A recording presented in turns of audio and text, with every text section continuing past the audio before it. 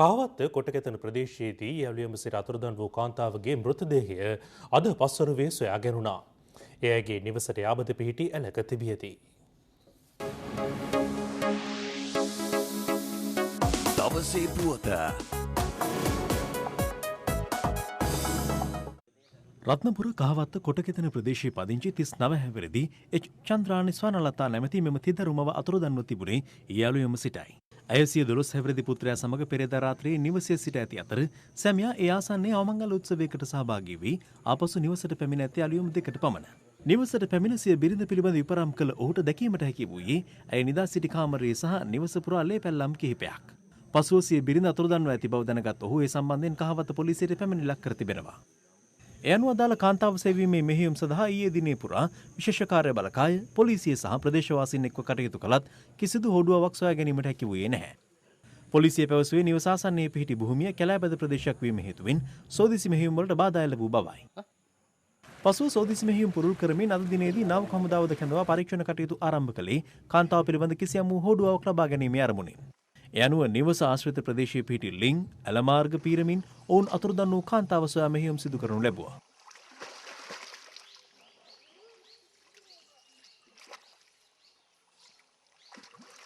අතුරුදන් වූ කාන්තාවගේ නිවසේ සිට මීටර 100ක් පමණ දුරින් පිහිටි මෙම ඇලමාර්ගයේ තිබී සිරුර සොයාගත්තේ නෞක හමුදාව දියත් කළ මෙහෙයුමේ ප්‍රතිඵලයක් ලෙසින්. කෙසේ වෙතත් සිරුර හඳුනාගත නොහැකි ලෙස විකෘති වී ඇති බව අප වාර්තාකරු සඳහන් කළා. අද පස්වරුවේ රත්නපුර අධිකරණ වෛද්‍ය නිලධාරී ටිකිරි බණ්ඩාර මහතා පැමිණ මෘතදේහය පරීක්ෂා කරනු ලැබුවා.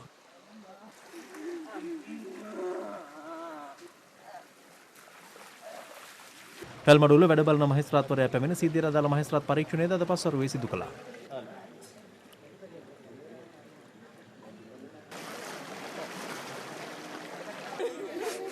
ජීවිතක්ෂයටපත් කාන්තාවගේ නිවසේ සිට මීටර 200කට නුදුරින් කොටකෙතන පොලිස් මුරපොළද පිහිටා තිබෙන පසුබිමක මෙම කාන්තාවගේ ඝාතනය අවිරහසක්.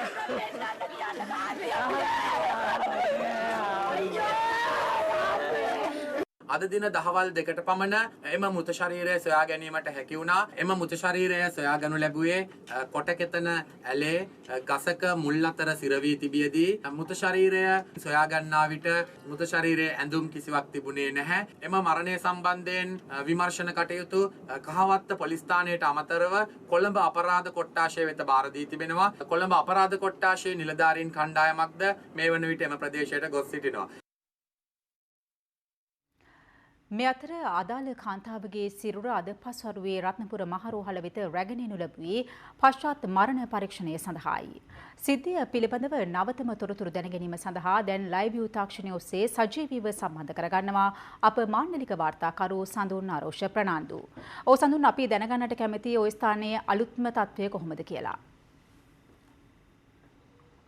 පස්වරු 2කට පමණ කොටකතන ඇලේ තිබී සොයාගත් මේ දෙහය රත්නපුර පළාත්බද මාරෝහල වෙත රැගෙන ආවේ පස්වරු 6යි කාලට පමණ. එම අවස්ථාවේදී අපි රෝහල් අධ්‍යක්ෂ වෛද්‍ය SP.AL රණවීර මහතාව සමග සාකච්ඡා කරා. ඔහු සඳහන් කරේ මේ අවස්ථාවේදී පවතින ආලෝක තත්ත්වයේ හේතුවෙන් මේ අවස්ථාවේදී මර පරීක්ෂණ සිදු නොකරන බවයි. යනුව හෙට උදෑසනම මෙම දෙහය පිළිබඳව මර පරීක්ෂණ සිදු කිරීමට නියමිතයි. විශේෂයෙන් මේ දෙහය පිළිබඳ නිගමන විමසා බැලීමේදී අප දුටුවා මේ දෙහයේ ඉහළ කොටස සහ මූණ ප්‍රදේශයේ විකෘති වී තිබෙන ආකාරය. ඊට හේතුව තිබුණේ මේ දෙහය තිබූ ඇලමාර්ගයේ සිට සතුන් විසින් මේ දෙහය විනාශ කිරීම. කෙසේ වෙතත් මේ දෙහය කෙසඟ සිරුරට හිමි පුද්ගලයෙක් බව පොලිසිය සඳහන් කරනවා. ඒ වගේම මේ මියගේ කාන්තාවත් කෙසඟ සිරුරක් හිමි කාන්තාවක්. එම නිසා මේ දෙහය ඇයට හිමි දෙහයක් බවට පොලිසිය සකපහල කරනවා. විශේෂයෙන්ම අපි සඳහන් කළ යුතුයි මේ ප්‍රදේශ ආශ්‍රිතව පසුගිය කාලයේදී මේ වගේ ඝාතන සිද්ධීන් රැසක් සිදු වුණා. මේ හිරු ප්‍රෝත්‍යංශයේ අපි ඒ පිළිබඳව තිබූ සටහනක්.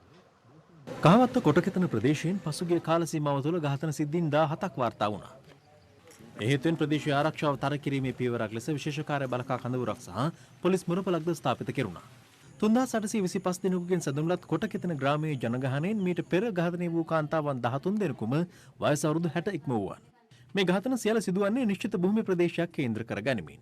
මේන් සිද්ධි කිහිපයක්. කහවත්ත කොටකෙතන ප්‍රදේශයෙන් ඇරමි පළමු කාන්තා ඝාතනයේ වාර්තා වුණේ 2008 වසරේ ජූලි මාස 21 වනදායි. උපාතවත්තේ පදිංචි සෙල්ලයියා මරියා නැමැති 56 හැවිරිදි කාන්තාවක් එදින ඝාතනය කර තිබුණා. 2011 වසර වන විට ඝාතන 3ක් එම ප්‍රදේශයෙන් වාර්තා වුණා. 2012 ජනවාරි 31 වෙනිදා හෝ ඊට ආසන්න දිනකදී කොටකෙතනේදී පී.කේ. නයනා නිල්මිනි එස්.එච්. කාවින්දයා චතුරංගනේ නැමැති මවක සහ දියණියක ඝාතනය කෙරුණා. එම වසරේදීම මැයි 31 වනදා හෝ ඊට ආසන්න දිනයකදී වරාපිටියේ පදිංචි 61 හැවිරිදි වැන්දපු කාන්තාවක් සහ 51 හැවිරිදි අවිවාහක කාන්තාවක් ඝාතනයට ලක් වුණා. කහවත්ත පාසල අසල පදිංචිව සිටි එල්.ඒ. ප්‍රේමවතී නැමැති 63 හැවිරිදි මවක් සහ පුෂ්පා කුමාරී නැමැති අවිවාහක ඇගේ දියණිය ඝාතනයට ලක් වුණේ 2012 වසරේ ජූලි මාස 19 වෙනිදායි. 2012 වසරේ ඔක්තෝබර් මාස 31 වනදා තවත් එවැනිම සිද්ධියක් වාර්තා වූ අතර එහිදී මියගිය කොටකෙතන වරාපිටියේ පන්සල පාරේ පදිංචි 66 හැවිරිදි දෙදරු මවක්. ඒ ඝාතන මාලාවේ 16 වැන්නා ලෙසයි. ඝාතන මාලාවේ ආසන්නතම සිදුවීම වාර්තා වුණේ පසුගිය වසරේ ඔක්තෝබර් මාස 22 වෙනිදා කහවත්ත උපාතවත්තේ පදිංචි 32 හැවිරිදි දෙදරු මවක් ඝාතනයට ලක්වීමත් සමගයි. ඒ 17 වෙනි කාන්තා මරණය ලෙසයි. දවසේ පුවත